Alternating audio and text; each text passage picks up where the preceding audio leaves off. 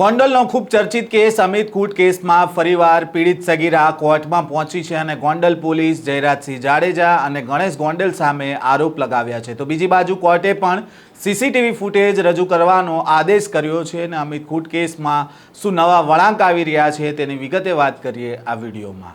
વૈષ્ણવજન તો તેને કહીએ જે પીડ પરાઈ જાનાને રે.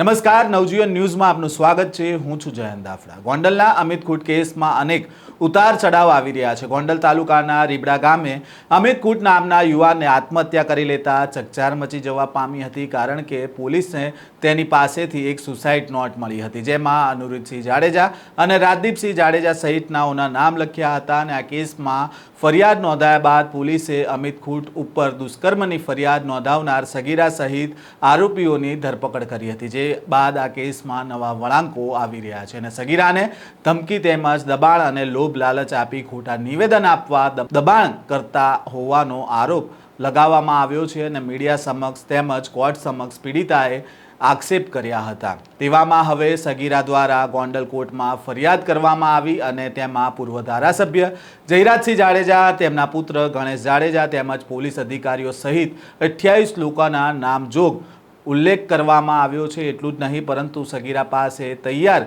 નિવેદનમાં પોલીસે સહી કરાવી હોવાનો પણ ફરિયાદમાં ઉલ્લેખ કરતા ગોંડલ કોર્ટ દ્વારા સમગ્ર મામલે ઇન્ક્વાયરી કરવા તેમજ ગોંડલ તાલુકા પોલીસ સ્ટેશનના ઇન્ચાર્જને સીસીટીવી સોંપવા આદેશ કરવામાં આવ્યો છે. આ સમગ્ર કેસમાં શું કહી રહ્યા છે સગીરાના વકીલ ભૂમિકા પટેલ, તેમને પણ સાંભળીએ.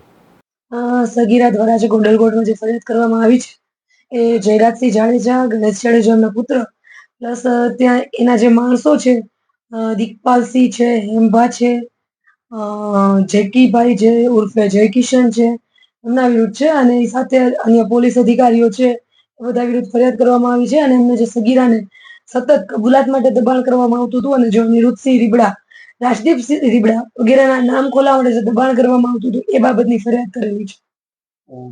ખાસ કરીને જે એક વિડીયો પણ સામે આવ્યો છે સગીરાના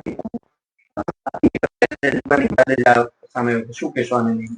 એ અમને તો ખબર જ હતી આવું કંઈક નવી પ્રપંચ થશે જે લોકો તરફથી, એટલે અમારી પાસે એનો પ્રૂફ છે ને એનો ફોટો છે કે એ લોકો કઈ રીતે જયરાજસિંહ પોતે આ જે સગીરા છે એના ફાધરને ધમકાવવા માટે એમના ગામ સુધી પહોંચ્યા હતા એ બાબતનો ફોટો બી મેં તમને આપેલો છે.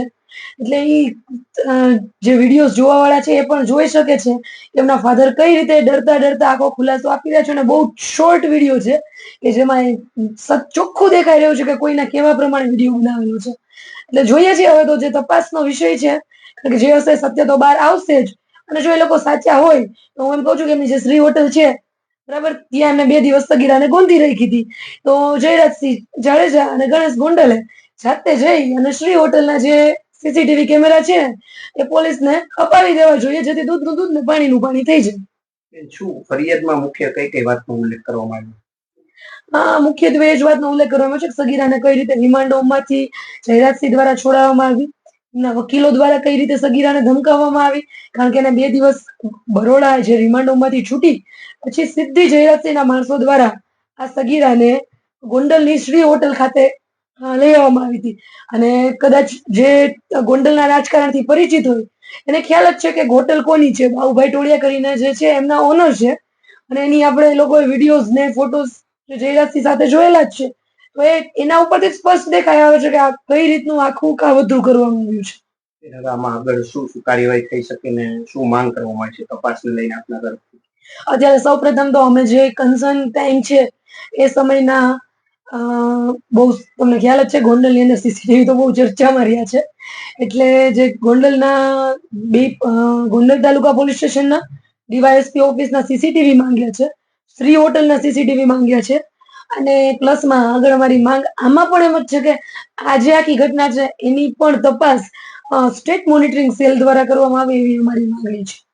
આ ફરિયાદમાં પીડિતાએ વડોદરાથી ગોંડલ સુધી લાવવામાં જે વ્યક્તિઓની ભૂમિકા છે તથા ધમકીથી નિવેદન આપવા મજબૂર કરનાર પોલીસ અધિકારીઓના નામ આપ્યા છે, જેમાં પૂર્વ ધારાસભ્ય જયરાજસિંહ જાડેજા, તેમના પુત્ર Ganesh Jadeja, DCP Jagdish Bangarva, DYSP KG Zala સહિત 6 પીઆઈના નામ તેમ 28 લોકોના નામજોગ ઉલ્લેખ કરવામાં આવ્યો છે અને સગીરાના નિવેદન બાદ કોર્ટ દ્વારા સમગ્ર ફરિયાદને લઈને આગામી તારીખ 1 જુલાઈ સુધીના સમય દરમિયાન ગોંડલના ડીવાયએસપી, તાલુકા પોલીસ સ્ટેશન અને બી ડિવિઝન પોલીસને સીસીટીવી ફૂટેજ રજૂ કરવા આદેશ કર્યો છે. સાથે જ આ ફરિયાદમાં ડીસીપી ઝોન 2 રાજકોટના સગીરા ઉપર ટિપ્પણી કરી હોવાનો પણ ઉલ્લેખ કરવામાં આવ્યો છે અને સગીરાના પિતાએ જે નિવેદન આપ્યું હતું સગીરા વિશે ત્યારે જયરાજસિંહ અને તેમના માણસો ત્યાં હાજર હતા અને દબાણમાં આવીને આ વિડીયો બનાવવામાં આવ્યો હોવાનો પણ આરોપ લગાવવામાં આવી રહ્યો છે. સાથે જ આ કેસમાં ગોંડલ પોલીસ સામે આક્ષેપો થતા હોવાના કારણે સમગ્ર તપાસ સ્ટેટ મોનિટરિંગ સેલને સોંપવામાં આવે તેવી માંગ પણ કરવામાં આવી રહી છે. કોર્ટે આદેશ તો કર્યો છે સીસીટીવી ફૂટેજ રજૂ કરવાનો, પરંતુ પોલીસ સીસીટીવી રજૂ કરે છે કે કેમ તેને લઈને પણ સવાલ ઊભા થઈ રહ્યા છે. કારણ કે આ જ કેસમાં અગાઉ જ્યારે કોર્ટે આદેશ કર્યો હતો અને સીસીટીવી રજૂ થયા હતા ત્યારે ડીસીપી ઓફિસના જે સીસીટીવી રજૂ થયા હતા તેમાં આરોપ એવા લાગ્યા હતા કે સીસીટીવીના કેટલાક વિડીયો કટ કરીને આપવામાં આવ્યા છે. તો એક પોલીસ સ્ટેશને તો સીસીટીવી આપવા માટે પેનડ્રાઈવ કે હાર્ડ ડ્રાઈવનું ફંડ ન હોવાની વાત કરી હોવાનો વકીલે આરોપ લગાવ્યો હતો. હવે સીસીટીવી જ્યારે જાહેર થશે ત્યારે દૂધનું દૂધ થશે કે કેમ તે જોવાનું રહ્યું. આ સ્ટોરી અંગે તમારો શું મત છે કોમેન્ટ બોક્સમાં જરૂરથી જણાવજો. આ પ્રકારના સમાચાર જોવા માટે નવજીવન ન્યૂઝ સાથે જોડાયેલા રહેજો. વૈષ્ણવજન તો તેને કહીએ જે પીડ પરાઈ.